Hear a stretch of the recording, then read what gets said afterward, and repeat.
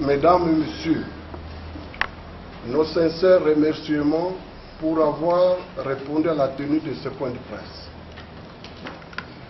L'heure est grave. La nation doit se reprendre. D'entrée de jeu, notre premier devoir est de saluer la maturité du peuple congolais matérialisée le 28 novembre 2011 par le plébiscite de M. Etienne Tshisekedi Ouamulumba pour présider aux destinées de notre pays, la République démocratique du Congo, afin de lui permettre de reprendre sa place de locomotive de l'Afrique. Prenant en compte le choix ainsi fait, l'on se rappellera que M. Etienne Tshisekedi, président de la République élu, avait demandé au peuple congolais de rester serein et confiant en son avenir, car ayant pris son destin en main, il n'avait plus de raison de s'agiter outre mesure. Aujourd'hui, la tournure des événements, le temps ayant été donné au temps, conforte la justesse du choix opéré par notre peuple et donne raison à l'analyse de l'UDPS et son président sur la grave crise que connaît la République démocratique du Congo aujourd'hui. Le peuple congolais tout entier vient de suivre les déclarations du gouvernement rwandais faisant état du retrait le 31 août 2012 de ses forces spéciales basées à Rutshuru depuis 2009, en vertu des accords secrets entre M. Kabila et M. Kagame, soigneusement scellés et cachés au peuple congolais, qui a oublié que le 25 février 2009, un scénario ostentatoire du retrait de ces troupes déployées dans le cadre des opérations conjointes était orchestré pour faire croire à leur départ, alors qu'en réalité, elles étaient transformées en force d'occupation de l'Est du pays avec la bénédiction du pouvoir de Kinshasa. Aujourd'hui, il se révèle que ces accords secrets, gérés dans une totale opacité, compromettent dangereusement l'unité nationale, l'intégrité territoriale et la souveraineté nationale. Ni était l'implication des experts des Nations Unies qui ont eu le mérite de révéler leur existence, le peuple congolais allait se retrouver avec son territoire amputé du fait de cette compromission. Alors que les voix qui s'étaient élevées pour les dénoncer ont été étouffées dans l'œuf par des intimidations et toutes sortes de menaces de la part des hommes du pouvoir.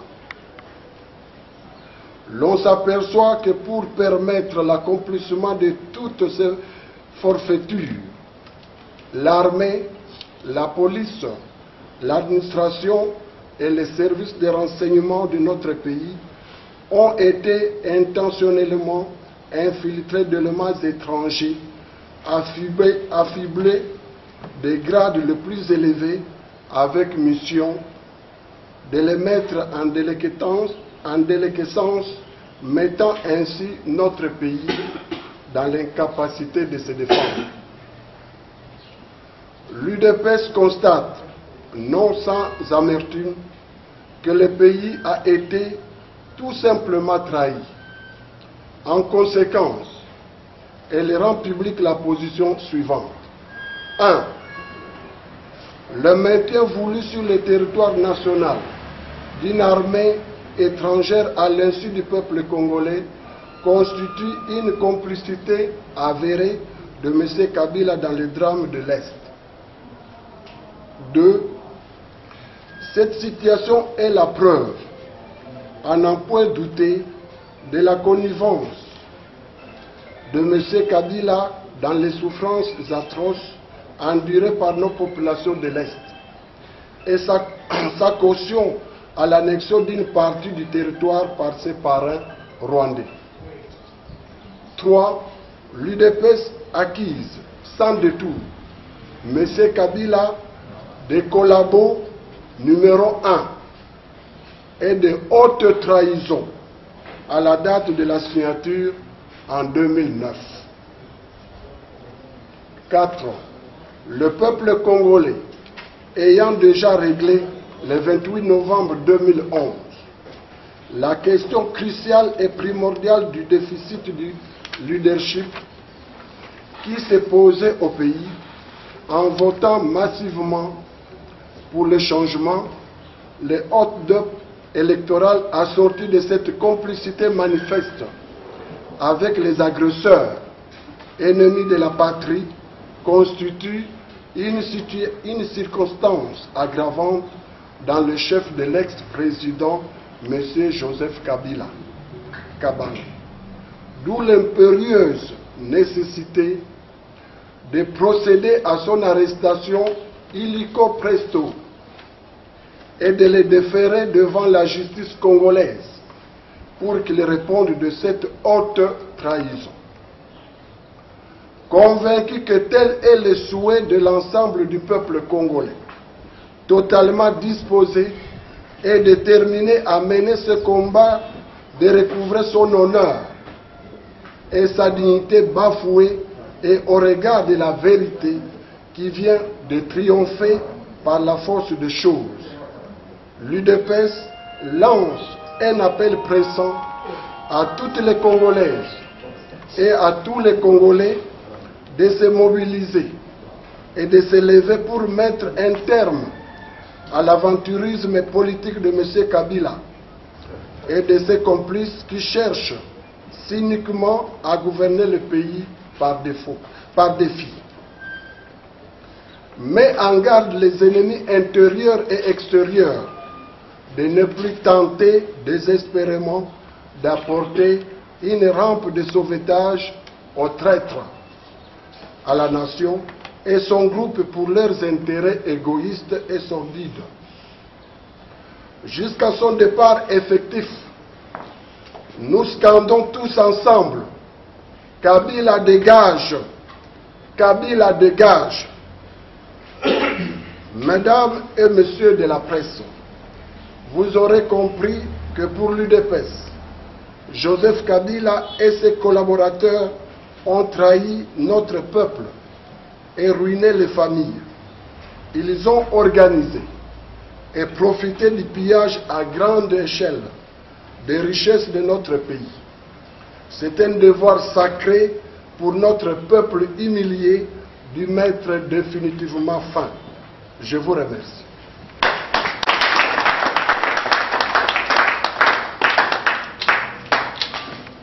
Vous avez là la substance de notre communication de ce jour et le secrétaire. Vous accusez Joseph Kabila et ses collaborateurs de haute trahison auprès de quelle instance? À son arrestation, qu'en est-il du premier appel de l'arrestation de Joseph Kabila et qu'on l'amène auprès du président de l'UDPS, Étienne Tshisekedi? Ça, c'est la première question. La seconde, toujours à deux volets. La majorité crie à la mobilisation nationale, l'opposition appelle au dialogue. Que dit l'UDPS? Le dernier volet de la question, quelle est la chance que vous donnez à la réunion de Kampala?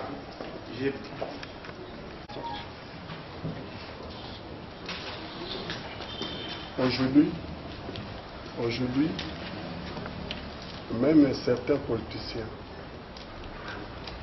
de l'obédience de M. Kabila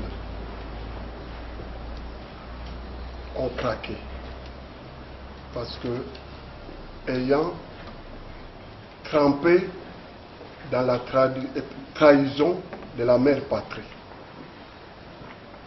En 2006, M. Kabila avait prêté serment devant la Cour suprême de notre pays.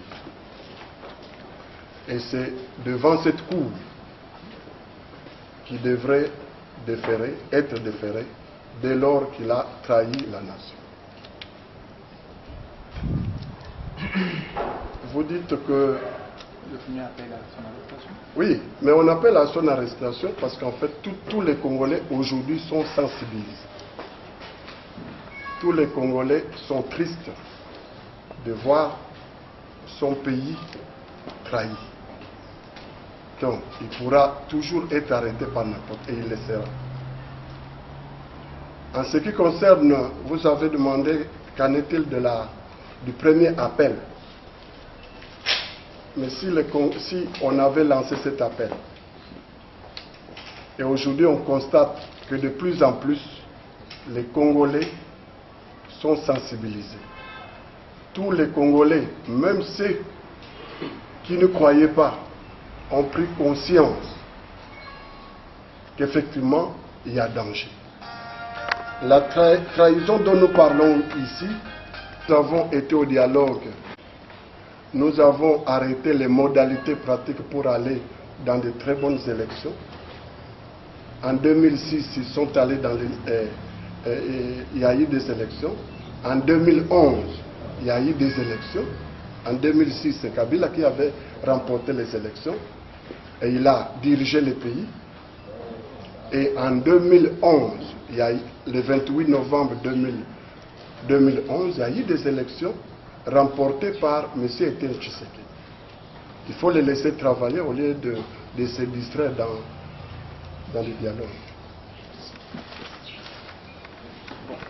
Je dis que tout Congolais, moi je crois que je ne peux pas revenir sur ça. Aujourd'hui j'ai dit, le militaire, les policiers, les civils, tout le monde est sensibilisé. Certainement que d'ici là, il va être arrêté.